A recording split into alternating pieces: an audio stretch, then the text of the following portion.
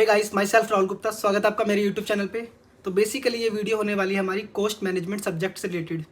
इसमें हम बात करेंगे कॉस्ट एनालिसिस के बारे में कि कितने चैप्टर हैं, कितने इंपॉर्टेंट है, कौन कौन से, और 1.5 डेज़ की एग्जाम स्ट्रेटेजी के ऊपर कि कैसे आपको करना है रिवीजन 1.5 डेज़ में। तो दोनों के ऊपर बात करेंगे।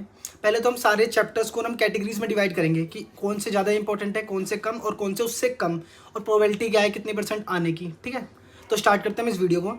तो पहला हमारा चैप्टर जो आता है वो आता है हमारा मार्जिनल कॉस्टिंग। तो मार्जिनल कॉस्टिंग है वो 5 से 15 मार्क्स का चैप्टर आता है और उसकी प्रोबेबिलिटी 100%।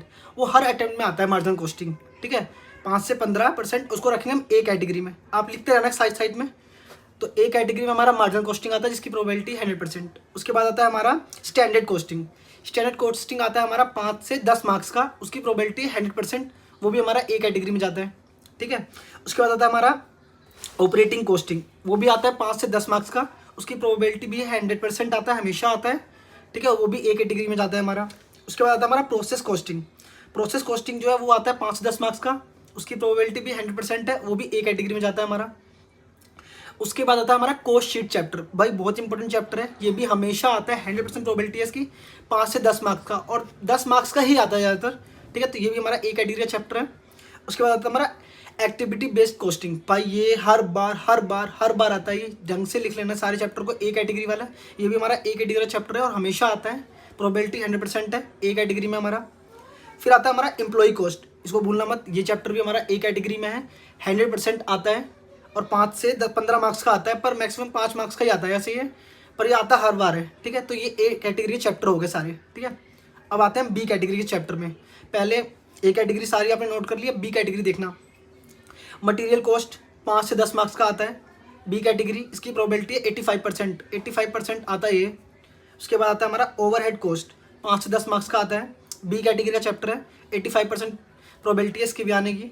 और उसके बाद आता है बजटरी कंट्रोल, 5 से 10 मार्क्स, बी कैटेगरी, इसकी प्रोबेबिलिटी 60%। फिर आता है हमारा कॉन्ट्रैक्ट कॉस्टिंग। ये चैप्टर बहुत अच्छा है, आराम से इसको करना, 1-2 क्वेश्चन करोगे प्रैक्टिस हो जाएगा। 5 से 10 मार्क्स का आता है और मैक्सिमम 5 या 10 मार्क्स का आता ही है, मैंने हर बार देखा है, 75% प्रोबेबिलिटी है इसकी। फिर लास्ट कैटेगरी आती है हमारी सी कैटेगरी। इसमें कुछ चैप्टर हैं उनको लास्ट में करना। वैसे ए कैटेगरी के जितने भी चैप्टर है ना, ए कैटेगरी के सारे चैप्टर को जोड़ोगे आप तो उसकी वो टोटल बनते हैं हमारे 75 मार्क्स। ए कैटेगरी भी आप करोगे तो 75 मार्क्स की क्वेश्चन को अटेम्प्ट कर पाओगे। उसके बाद आता है हमारा सी कैटेगरी में रिकन्सिलेशन, कॉस्ट, बुक कीपिंग, और आता है हमारा जॉब बैच कॉस्टिंग। ये लास्ट के हैं, अगर आपको टाइम मिले तो ये करना। ठीक है, तो ए कैटेगरी के हमारे चैप्टर आते हैं 75 मार्क्स के, पहले तो उनको करना। अब आता है 1.5 डे एग्जाम स्ट्रेटेजी। ठीक है, तो आप जैसे ही लास्ट एग्जाम दे के आओगे तो आपके पास रात तक का टाइम मिलेगा, तो पहले ए कैटेगरी चैप्टर को करना। ठीक है, उसमें से कुछ चैप्टर मैं बताता हूँ आपको, जैसे कि कॉस्ट शीट कर लेना पहले, प्रोसेस कॉस्टिंग, ये तो लंबा चैप्टर है, इसको बाद में करना लास्ट में। Operating costing, standard costing, marginal costing. अगर हो सके तो ए कैटेगरी चैप्टर रात में निपटा लेना, ताकि अगले दिन आपको बी कैटेगरी और ए कैटेगरी के बाकी चैप्टर कर लेना। और करने कैसे हैं, अगर आपने क्वेश्चन मार्क कर रखे हैं, क्योंकि भाई सारे क्वेश्चन करना बहुत मुश्किल है, 1.5 डेज में पूरा कोर्स का सिलेबस करना बहुत मुश्किल है। अगर आपने क्वेश्चन मार्क कर रखे हैं तो ठीक है, बट अगर नहीं मार्क कर रखे हैं तो मतलब तो करना कैसे है। पहले आपको कॉन्सेप्ट करने हैं, कॉन्सेप्ट के लिए छोटी छोटी कॉन्सेप्ट वीडियो देखना, यूट्यूब पे सर्च करना, छोटी सी कॉन्सेप्ट वीडियो देखी। और अगर क्वेश्चन मार्क नहीं है तो नमित अरोरा सर का BBQ बैच होगा कोस्टिंग के लिए, मैं अपने टेलीग्राम पे बता दूंगा क्वेश्चन है वहाँ पे, तो वो क्वेश्चन करना है, क्योंकि उसमें कम क्वेश्चन है हर चैप्टर के, इंपॉर्टेंट क्वेश्चन है जो आते हैं। ठीक है, तो वो क्वेश्चन निकालना, एक चैप्टर की कॉन्सेप्ट देखे उसके क्वेश्चन कर लिए, दूसरे चैप्टर के क्वेश्चन देखे उसके कॉन्सेप्ट कर लिए, तो ऐसे करके करना। और मैंने बताता हूँ अपना एक्सपीरियंस कि मैंने भी BBQ सर का ही करा था, नमित अरोरा का, और यूट्यूब पे फ्री है, वो मैंने देखा था, मेरे 73 मार्क्स आए थे कोस्टिंग में। तो वही करना, पहले छोटी छोटी कॉन्सेप्ट वीडियो देखना, लंबी वीडियो मत देखना, मैराथन मत देखना, बेकार है। छोटी वीडियो देखना कॉन्सेप्ट की, इस चैप्टर की, बस उसके क्वेश्चन कर लेना।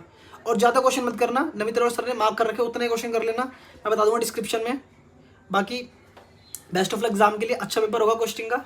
Thank you so much for watching this video. अगर आपको ये वीडियो अच्छी लगे तो लाइक करें, कमेंट करें और चैनल को सब्सक्राइब कर लें। Thank you.